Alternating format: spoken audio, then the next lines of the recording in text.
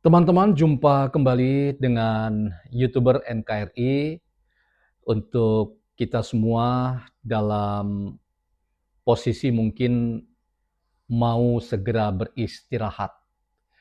Saya ingin mengajak kita untuk diskusi ringan dan ringannya diskusi kita itu masih seputar Roy Suryo dan Refli Harun. Sebagaimana teman-teman mungkin mulai nek atau muak dengan kelakuan Roy Suryo dan Refli Harun yang setali tiga uang. Dan mereka sepertinya memang makin mengeras dengan menolak kebenaran dan tidak mau berkompromi dengan kebenaran. Dan itu sama artinya dengan apa yang sering Refli Harun katakan. Dan itu sungguh tidak terpuji kalau kita mau pakai istilah itu dalam konteks dialog dengan beberapa orang atau dengan teman-teman yang kita harus hormati. Ia sering menggunakan kata sontoloyo atau bahkan kata-kata yang tidak lagi wajar untuk disampaikan dalam rangka menyapa orang lain yang kebetulan berbeda pendapat dengan dirinya. Nah, kali ini teman-teman, kemuakan atau kalau ibarat makan, kita nek dan rasanya mau muntah itu adalah ekspresi Refli Harun. Ketika mendengar ocehan Roy Suryo, lagi-lagi tentang buku baru yang dirilis oleh Rismon Sianipar, yang buku itu kurang lebih adalah buku yang mirip covernya dengan buku Jokowi White Paper. Apa yang sudah kita dengar dalam beberapa media yang terbagikan di ruang publik virtual kita, Roy Suryo dari satu tempat ke tempat lain selalu ya mencoba menggiring opini bahwa buku itu tidak ada yang baru, buku itu tidak ada novelty-nya. Karena buku Rismon itu seperti buku yang mereka tulis bertiga dengan Roy Suryo sendiri dan dengan Tifa. Tapi teman-teman, sebagai orang yang mendapat kiriman dari mahasiswa saya, PDF buku itu, maka saya terus terang ingin katakan apa yang disampaikan oleh Roy Suryo itu tidak benar, ya, bahwa seolah-olah buku Rismon itu tidak ada yang baru, dan karena itu ia berkoar-koar bahwa Rismon ini mengecewakan ya kubu Pak Jokowi karena janjinya ia akan merilis buku yang membantah buku Jokowi White Paper. Dan bahkan dalam sebuah forum diskusi, ia menantang Rifai Kusumanegara untuk mensomasi Rismon karena dianggap tidak benar. Dan janjinya tidak ditepati. Saya teman-teman terus terang mengatakan bahwa soal menepati janji atau tidak itu tidak ada skenario dari Pak Jokowi atau juga dari kuasa hukum Pak Jokowi, dan tidak ada transaksional soal kebaikan hati Pak Jokowi dengan memberikan RJ dan kemudian ditindaklanjuti dengan uh, adanya SP3. Nah, Pak Jokowi sendiri tidak pernah punya target apapun ya. Jadi kalau kubu Roy Suryo meradang dengan buku itu, ya itu urusan Roy Suryo. Tetapi bahwa apakah buku itu tidak ada novelty-nya, rasanya ada. Dan karena itulah Roy Suryo kemudian membalik logika kita, sehingga ia selalu berkoar-koar bahwa buku itu tidak ada yang baru, buku itu adalah buku yang katanya sampah, bahkan ia sampai membantingnya di sebuah forum diskusi. Nah teman-teman, pandangan yang tidak elok itulah yang kemudian membuat kita jadi nek seperti mau muntah kalau ibaratnya kita makan makanan yang tidak kita sukai, atau bahkan ya muak mendengar omongan-omongan yang kurang lebih sama dari satu tempat ke tempat lain. Tidak ada yang baru, dan itulah juga ekspresi Refli Harun yang kelihatannya memang acuh dan cuek dengan apa yang mau diomongkan oleh Roy Suryo. Nah, teman-teman, kita akan bincang ini. Selamat datang dalam channel YouTuber NKRI, sebuah perspektif filsafat dalam membaca fenomena sosial, politik, dan demokrasi di tanah air kita tanpa berpretensi untuk menggiring opini kita mempercayai pandangan-pandangan dalam channel ini. Teman-teman, sekali lagi terima kasih atas supportnya, dan kita nonton apa yang dikatakan oleh Roy Suryo, di mana Refli Harun muak dan akhirnya meninggalkan Roy Suryo ngoceh sendirian. Mungkin itu juga ekspresi kita kalau dengar ocehan-ocehan Roy Suryo yang sudah kehilangan mutu, kualitas, dan karena itu tidak punya makna apapun selain ya mengulang-ulang bombastis dan omong kosong belaka. Kita simak teman-teman.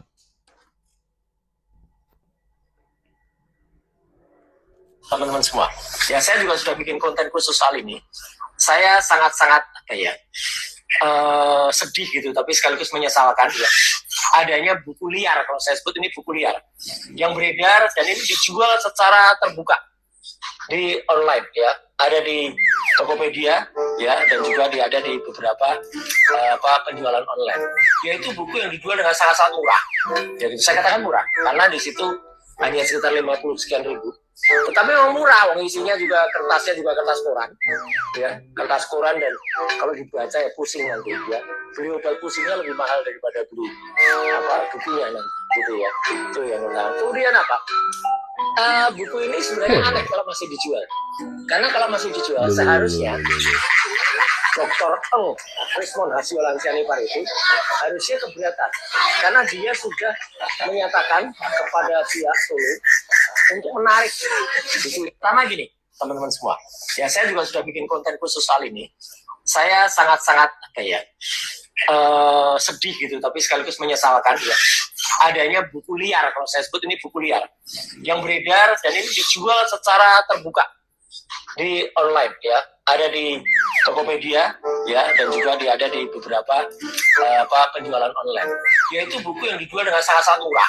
Jadi saya katakan murah karena di situ hanya sekitar 50 sekian ribu. Tetapi memang murah, isinya juga kertasnya juga kertas koran, ya kertas koran, dan kalau dibaca ya pusing nanti ya. Beli obat pusingnya lebih mahal daripada beli bukunya nanti, gitu ya. Itu yang pertama. Kemudian buku ini sebenarnya aneh kalau masih dijual, karena kalau masih dijual seharusnya Dr. Rismond Hasiolansyanipa itu harusnya keberatan, karena dia sudah menyatakan kepada pihak Solo untuk menarik. Pertama gini, teman-teman semua. Oke teman-teman, jadi ekspresi Refli Harun yang kecut dan rasanya nek seperti mau muntah dan muak lihat ya omongan tak bermutu dari Roy Suryo ya, yang bahas buku dan buku, padahal sumbangannya untuk buku Jokowi White Paper yang 700 halaman itu cuma 49. Jadi dari situ saja sebetulnya kita sudah berkesimpulan Roy Suryo itu tidak bisa ya, persis yang Rismond katakan, tidak punya kecakapan dalam teori, tidak juga punya kecakapan dalam praktek. Dan bahkan dari Rismond kita juga sudah ya bisa meraba-raba bahwa Roy Suryo itu ya terlalu banyak ngecapnya, terlalu banyak ngomongnya, tetapi sebetulnya kalau kita tuntut secara lebih teknis, misalnya bagaimana membuktikan 99,9% ijazah Pak Jokowi palsu dengan teori atau dengan ilmu telematika. Dia kok kita sanksikan tidak bisa membuktikan dan mempraktekannya. Mengapa? Ya, karena dia cuma punya sertifikat saja, ya. Dan itu sudah terbongkar dan itu cuma diakui saja. Jadi Roy Suryo itu sendiri kalau lihat dari rekam akademiknya itu tidak simetris pendidikannya, karena ada dalam bidang kesehatan masyarakat, kemudian ada dalam bidang ya mungkin sedikit tentang informatika dan seterusnya, tetapi yang langsung ya menunjukkan bahwa ia pakar dalam bidang telematika itu hampir tidak ada ya, dan ini membuat kita semakin ragu. Dan apa yang ditunjukkan dengan raut wajah kecut dan kemudian cuek dan tidak peduli dengan Roy Suryo ngomong seperti itu ya, ketika ia bahas buku Rismond ya, dan kemudian yang paling penting itu adalah Refli Harun kemudian pergi melengos meninggalkan Roy Suryo yang sendirian bermonolog. Nah, ini mungkin juga mewakili kita semua teman-teman ya. Jadi kadang-kadang memang saya sangat apa ya, sangat ya senang dengan komentar-komentar teman-teman yang dalam komentar itu ya menantang saya, coba bicara yang lain, Mas atau Bang atau Bung atau ya Prof ada yang panggil ya untuk ngomong yang lain, jangan Roy Suryo terus, kami sudah bosan dan seterusnya. Ya, saya terus terang saya juga bosan teman-teman. Karena hampir kita kehilangan kewarasan dan jangan-jangan kita juga menjadi orang yang ya terganggu kesehatan mentalnya atau bahkan jadi ODGJ ya, orang dengan gangguan jiwa yang serius kalau kita ngikuti orang-orang yang kita tidak jelas juntrungannya ini mau kemana ya, selalu menilai orang lain itu tidak selevel, selalu kalau bicara merasa punya pengetahuan lebih dari orang lain, tidak mau menghargai lawan bicara, selalu potong lawan bicara yang sedang memberikan komentar, dan arogan dalam memberikan pandangan pendapat, dan selalu membuat gaduh suasana diskusi. Itukah yang Anda semua harapkan bahwa orang ini punya kebenaran? Saya selalu konsisten teman-teman untuk mengatakan bahwa kebenaran itu selalu dekat dengan lisan, ya. Jadi wacana atau cara kita eh, memaparkan sebuah pendapat atau cara kita menjelaskan sebuah pemikiran lewat lisan kita, lewat cara kita berbicara, itu membuktikan apakah kita dekat atau jauh dari kebenaran.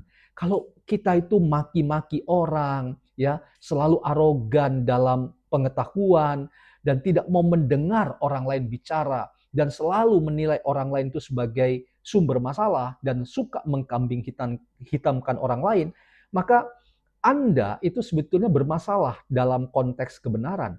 Dan ini masalah serius yang ada pada sosok-sosok seperti Roy Suryo dan kuasa hukumnya Refli Harun, ya. Dan kata sontoloyo, ya, kemudian maaf ya, kata bodoh dan seterusnya itu juga muncul dalam wacana ya berpikir dan kemudian lisan yang keluar secara sadar dari Refli Harun misalnya. Nah, semuanya itu makin membuat saya yakin dan semoga teman-teman juga yakin bahwa lisan yang tidak terjaga itu juga tidak akan membuktikan bahwa kita akan mampu ya memenangkan pertarungan kebenaran. Apakah ijazah Pak Jokowi itu asli atau palsu ya? Bagi Pak Jokowi dan tentu relawan, ijazah Pak Jokowi itu asli, tetapi bagi Roy Suryo bahkan konsisten ia masih katakan ijazah Pak Jokowi itu adalah palsu, 99,9% palsu. Bahkan Tifausia Tiasuma itu sudah menaikkan angkanya menjadi absolut ya. Padahal dulu ia katakan ya 99,9% saja karena 100% itu ya hanya milik Allah, hanya milik Tuhan. Nah, bahkan terakhir ya dalam konpresnya ia katakan ya ijazah Pak Jokowi, kemudian transkrip nilai dan skripsi Pak Jokowi ya, dan kemungkinan juga ijazah Pak Jokowi itu bukan lagi 99,9% palsu tetapi sudah 100% palsu. Jadi kalau sudah seperti itu ya saya mau mengatakan Anda ini orang seperti apa gitu loh. Mungkin ekspresi Refli Harun yang apa ya acuh cuek nggak peduli ya bahkan terkesan sibuk dengan HP-nya ya dan kemudian melengos meninggalkan Roy Suryo yang sedang ngomong ya tanpa dihargai, mungkin itu juga mewakili kita semua teman-teman. Kalau kita ada di samping Roy Suryo dia ngoceh dari hari ke hari cuma itu saja, ya biarkan saja dia ngoceh sendiri dan kita tidak usah hiraukan ya, karena makin kita hiraukan makin kita menjadi sableng juga.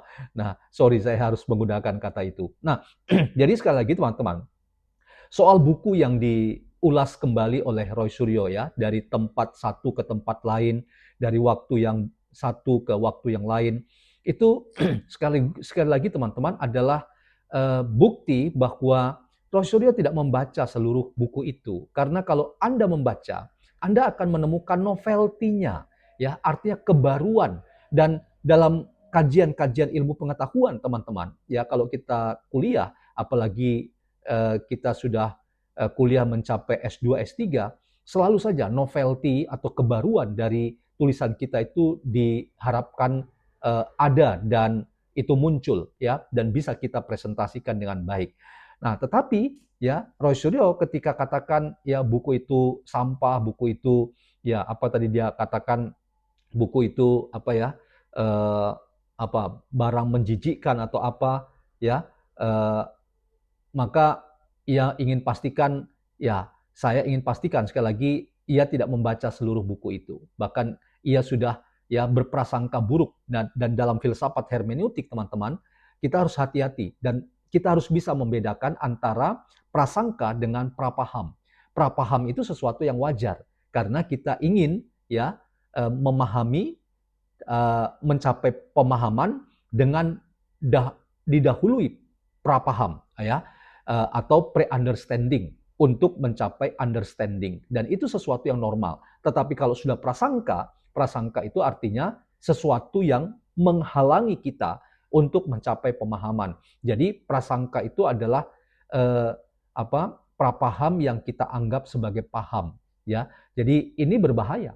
Karena apa? Karena kita tidak pernah mengkonfirmasi ya kebenaran dari apa yang kita ingin ketahui. Bahkan kita sudah membangun tembok pemahaman bahwa saya benar, orang lain pasti salah.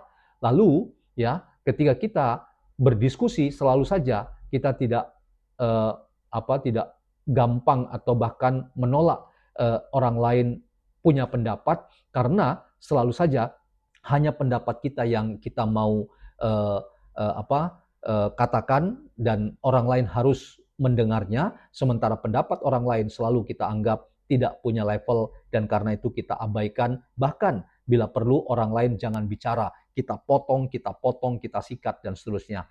Itu teman-teman yang saya ingin katakan, saya terus terang ragu kalau kebenaran tentang ijazah Pak Jokowi itu ada di sisi Roy Suryo. Karena itu kita jadi mengerti bahwa mengapa misalnya Roy Suryo sangat mati-matian agar kasus ini dihentikan ya karena itu adalah cara untuk ia lolos dari 2 kali menjadi ya terpidana habis itu residivis karena kita jangan lupa teman-teman tersangka yang bernama Roy Suryo itu pernah mendekam di penjara ya selama ya kurang lebih 9 bulan dan ia adalah mantan residivis.